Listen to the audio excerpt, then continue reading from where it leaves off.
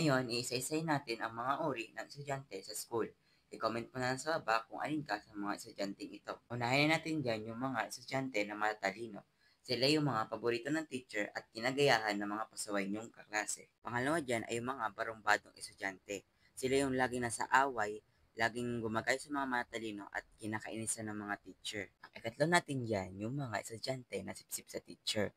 Yung mataas lang yung grade nila kasi paninsipsip sila sa teacher. Kung ano na lang sinusumbong nila. Teacher dyan, teacher doon, teacher kung saan saan. Sa point na nakakarindi na yung pakinggan yung boses nila. Ang pangapat natin ay yung mga estudyante na lalaki yung emo. Yung mga mahaba ang buhok, yung natakpan yung mata nila. Sila rin yung mga kumakanta sa gilid. Tapos sila yung mga minimension ng mga teacher na magpagupit na. Oh, yung mahaba ang buhok dyan.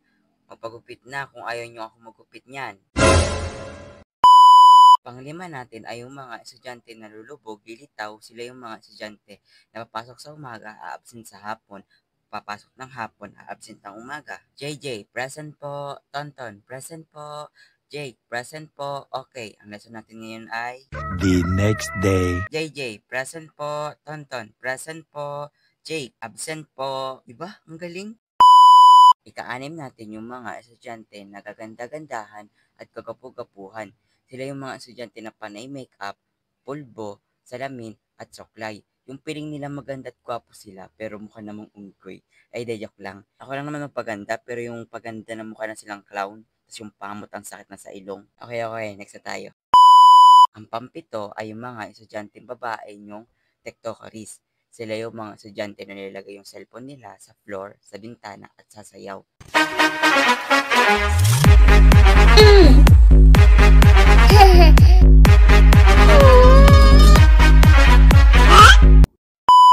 Pangwalo ay yung estudyanteng buraot.